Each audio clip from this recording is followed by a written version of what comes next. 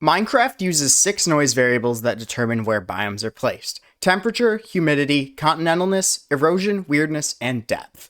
While erosion is the hardest to understand in how it affects biome placement, it is arguably the easiest to see its effect on the terrain. That's because it most directly affects the height of the terrain on a large scale. If you don't know what noise is, I covered it in this video, which you could find in the video description, but as a quick explanation, the game uses smooth noise to create random numbers which affect things like biomes and the height of the terrain. Noise values like temperature and humidity directly affect biome placement, while erosion and weirdness have more of an effect on terrain height, but also affect biome placement to a lesser degree. Let's learn about erosion! As a quick disclaimer, everything in this video is going to be on Java 1.21.5, but everything should be true on Bedrock as well. Erosion is generally divided into 2 subsets: low and high erosion. The erosion value is roughly inversely proportional to terrain height, meaning low erosion values tend to generate higher terrain, while high erosion values generate low terrain. Since this is quite unintuitive, it's better to use the biome builder value, which for erosion is between 0 and 6, and is derived from the noise values. Different intervals of noise correspond to different biome builder values. For example, erosion 4 is specified for noise values between 0.05 and 0.45.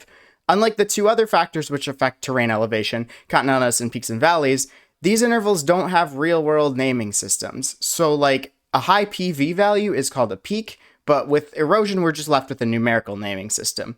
Also, high erosion doesn't always mean low terrain. For example, erosion 5 is responsible for some of the steepest and most chaotic terrain in the game. Erosion only affects terrain height of inland biomes. The height of terrain underwater is affected by continentalness instead. Additionally, erosion isn't the only factor which influences terrain height. Peaks and valleys influences the terrain height locally, while erosion affects terrain height on a larger scale. Both of these work in conjunction along with continentalness to some degree to create a variable called offset, which influences the terrain height. And these variables also affect biome placement, so it can be pretty confusing how this all pieces together. It's kind of like pottery. First, you shape the clay into the shape you want while it's still soft, then you paint it according to the shapes you made, not the other way around. That way, if you want the handle to be a different color than the cup, you can make it that way afterwards. Likewise, erosion as well as weirdness and continentalness shape the terrain height. Then biomes are painted on the terrain roughly according to elevation afterwards, not the other way around. This is why since 1.18 you often see plains-like biomes which aren't flat, because the biome doesn't determine the terrain height, erosion, and PV noise do. Then biomes are painted on afterwards, using erosion and PV as a rough guide.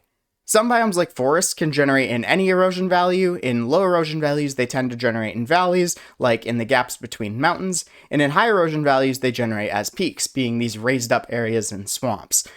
Other biomes like windswept hills are exclusive to a singular erosion value. Erosion doesn't decide the exact biome like temperature and humidity might, but it creates the terrain shape that each biome fits into. Also, contrary to popular belief, erosion has no effect on the placement of caves. While caves can often be found at lower erosion values, this is because the lower erosion values generate more steep terrain, which highlights caves more visibly when they carve through the terrain. By the way, I'm making a deep dive on all the noise variables, so let me know in the comments which one you'd like to see next.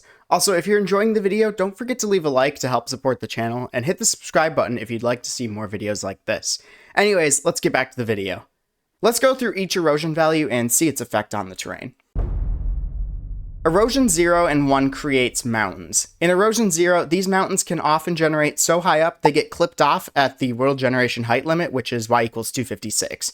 The mountain peak biomes, jagged, frozen, and stony peaks can only generate in these 2 erosion values.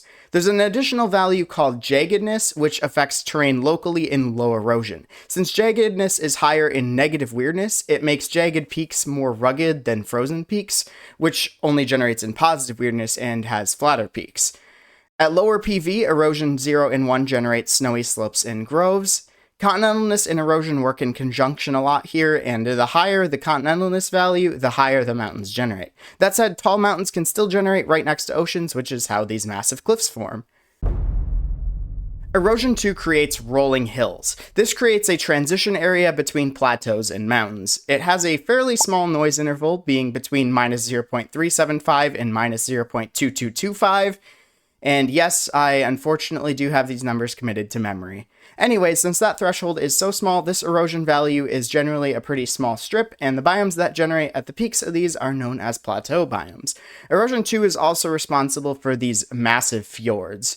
At Erosion 2 and lower, coasts generate the Stony Shores biome.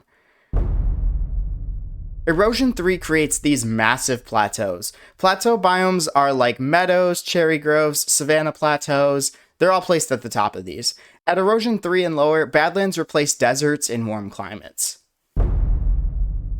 Erosion 4 is the most common erosion value, and it generates what are called the middle biomes.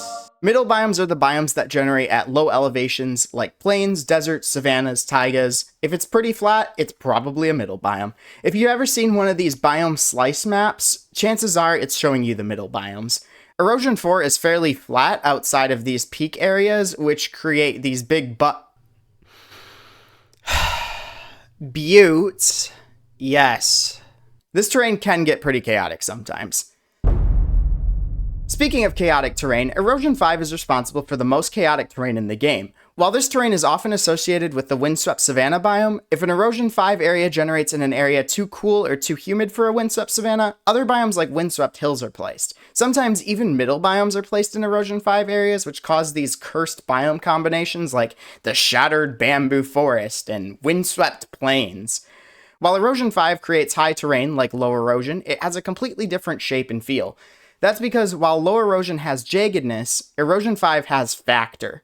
While jaggedness produces spikes and rugged terrain on mountain peaks, factor is another variable which creates massive cliffs, shattered terrain, and floating islands. Strangely, terrain affected by factor generally has a very negative depth value at the surface, since depth is calculated before factor is, factored in. Also, unlike low erosion, low continentalness values tend to make shattered biomes more extreme rather than less.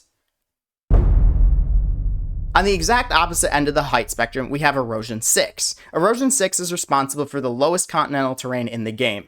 In fact, it's so low, it floods in low PV, which is why Erosion 6 places swamps and mangrove swamps, at least in low PV, and it places middle biomes in high PV. An interesting quirk about Erosion 6 is that rivers peter out, causing them to enter these big floodplains. This prevents random rivers from flowing through swamps, like was oh so common in older versions. Erosion also affects where Deep Dark is placed. In the game code, Deep Dark is limited to erosion values below -0.375, but since cave biomes are poorly defined, it can technically generate in slightly higher erosion values. The lower the erosion value, the closer to the surface the Deep Dark can generate. At an erosion value of -0.375, Deep Dark begins generating under terrain that is at Y level 77 at the surface. Since high erosion values don't use offset to place high terrain and instead use factor, Deep Dark doesn't generate under tall Erosion 5 areas like windswept savannas. Anyways guys, that is about it for this one. I hope you enjoyed the video. Let me know in the comments what your favorite erosion value is. Thank you for watching, and I'll see you soon with the next one. Goodbye!